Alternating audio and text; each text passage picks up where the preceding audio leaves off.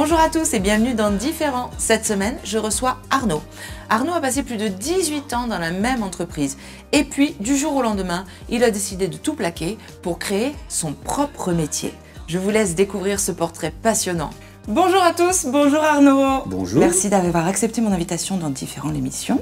Avec grand plaisir. Alors pourquoi je t'ai invité? C'est évidemment parce que tu as un parcours atypique qui m'intéresse beaucoup. En fait, moi, comme tout étudiant, je ne savais pas trop où je voulais aller. Et puis, il y avait quand même médecine qui se dessinait. Donc, je m'étais dit, je vais faire des études de médecine. Sauf que je n'étais pas préparé pour le concours. Comme beaucoup à l'époque, je me suis retrouvé, je l'ai passé 2 fois, échec, et je me suis retrouvé en fac de bio. À reprendre beaucoup de choses et je me suis pris au fur et à mesure de passion pour ce qui était vraiment chimie orga, biochimie. Et donc je suis allé en biochimie immunologie jusqu'à un master. Mon père a rencontré quelqu'un qui lui a parlé des métiers de la recherche clinique qui étaient en évolution dans le milieu médical. Je me suis dit, bon, je vais aller me renseigner. Et puis j'ai fait une formation spécifique. Il y avait des écoles qui démarraient, qui étaient des écoles privées. Pour nous former à la recherche clinique. En gros, on teste sur des cellules, on teste sur des petits animaux, jusqu'au moment où on trouve que ça fonctionne plutôt bien. Et donc on va faire les premières administrations à l'homme. Et après, il y a un déroulé sur une recherche clinique pour la validation d'un médicament, en général sur la totalité des recherches, de la conception de la molécule jusqu'à la mise sur le marché, d'entre 20 et 25 ans. Et la période Covid a clairement tout explosé, où là je ne me suis pas reconnu du tout, où pour moi interdire l'accès des hôpitaux à des gens qui étaient malades, ça devenait un peu une aberration. Donc après c'était une question là, vraiment c'est venu toucher sur les valeurs. Hors histoire qu'on peut dire vaccin, pas vaccin, on s'en fout. Là c'était vraiment les valeurs et moi je me reconnaissais plus dedans. Donc déjà que j'avais voulu partir, là, ça a été en quelques secondes, surtout après une réunion des managers du CHU où je me suis dit qu'est-ce que je fais? Je reste ou je reste pas? Et ça, on va dire, allez, 3-5 secondes, c'est passé le défilé de clairement, si tu continues, tu reprends pour 18 ans la même, quoi.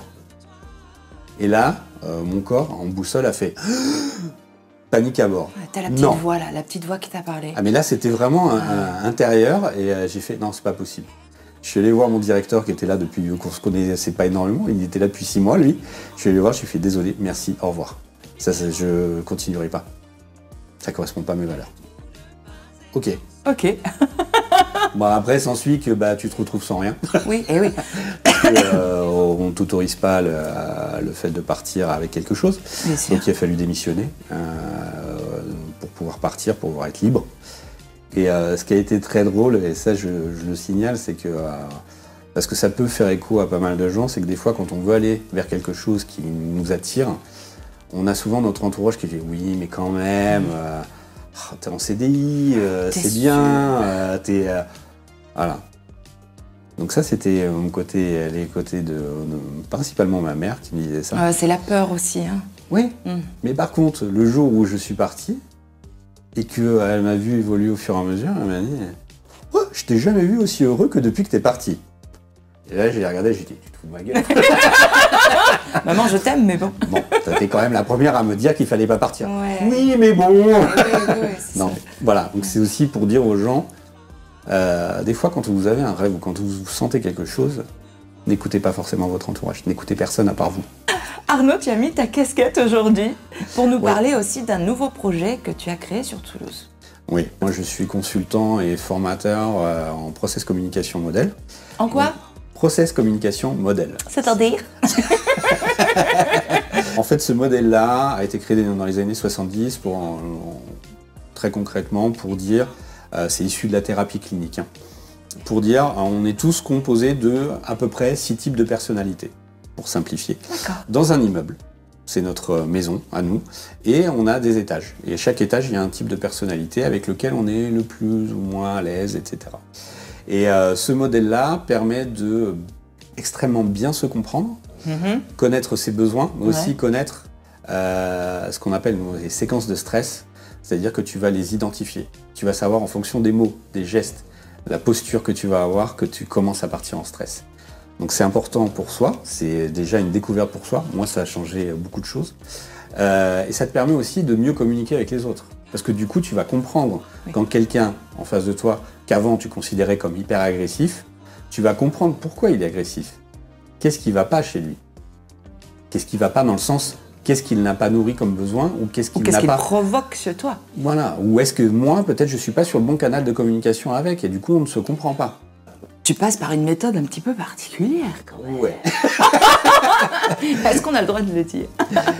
Et à côté de ça, ben, je me suis pris de passion pour le golf, d'où la casquette.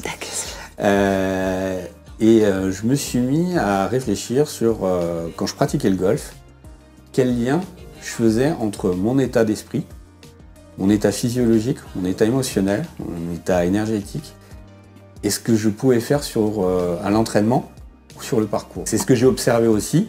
C'est-à-dire que moi, les premiers trucs où je suis arrivé me disant « Ouais, c'est bon, je suis dans l'énergétique, l'aroma, tout va bien, je suis dans le lâcher-prise, etc. » Et le premier truc qu'on m'a dit, c'est « Détendu toi quand même, hein ?» Ah bah non je ne suis pas du plus, tout. Mais pas du tout. Et bien là, tu sens ton corps, tu fais « Ah oui, quand même, ouais, en fait. »« Ah mais j'ai mal là. » Bah oui, c'est normal parce que tu te crispes. T'es un peu dans le contrôle, non? Et là, tu fais « Ah, ok. » Mais moi, je pensais. En fait, je m'étais créé une image de moi croyant que j'étais dans le lâcher-prise, mais en fait, je ne l'étais absolument pas.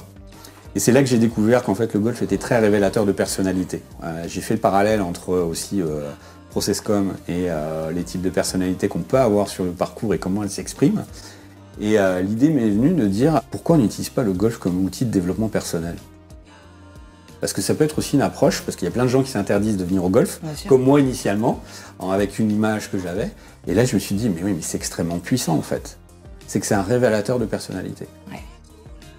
Et du coup, avec Julie, qui est la directrice adjointe du golf de Louverdaille où je suis, on a construit ensemble, elle sur la partie pratique, et moi sur la partie, justement, sortir de ce qui va être fait en pratique sur les mises en situation, montrer aux gens ce que ça révèle chez eux. Donc en gros, ton principe, c'est je fais un parcours de golf, j'observe et je fais un petit rapport ou c'est en direct? Comment tu fonctionnes? C'est en direct. En fait, il y a 3 manières de faire, enfin 4 pour être plus précis aujourd'hui. Il y a ce qu'on va appeler l'initiation signature. Donc ça, c'est tu viens tester et en même temps on va te montrer en quoi le golf peut être un outil pour toi en termes de développement personnel. Donc aussi te montrer l'intérêt du jeu encore plus que le sport. La cerise sur le gâteau. Ensuite, je me suis dit, oui, comme je suis formateur Processcom, c'est principalement, mais pas que, à destination des entreprises, des équipes et autres, autant faire un team building. Oui, c'est ça. Il y a journée de formation et demi-journée golf, où là, on va transférer ce que vous avez appris sur votre type de personnalité, on va le révéler sur... Combien de personnes sur le team building, du coup? On essaie d'axer sur une dizaine de personnes, pas plus, parce que après ça devient compliqué, surtout qu'on va être deux encadrants. Donc l'idée, c'est de mettre en situation les gens en fonction de ce que l'entreprise a besoin, gestion de conflits, leadership, etc. Il y a les stages perfectionnement, où là, c'est des golfeurs qui sont déjà là, golfeurs depuis un moment, qui veulent se perfectionner. Mais moi, je vais leur montrer aussi, c'est pas de la préparation mentale, qu'on soit d'accord. Ouais. C'est de leur montrer quelle facette du sport ils n'ont pas encore vu chez eux. Excellent.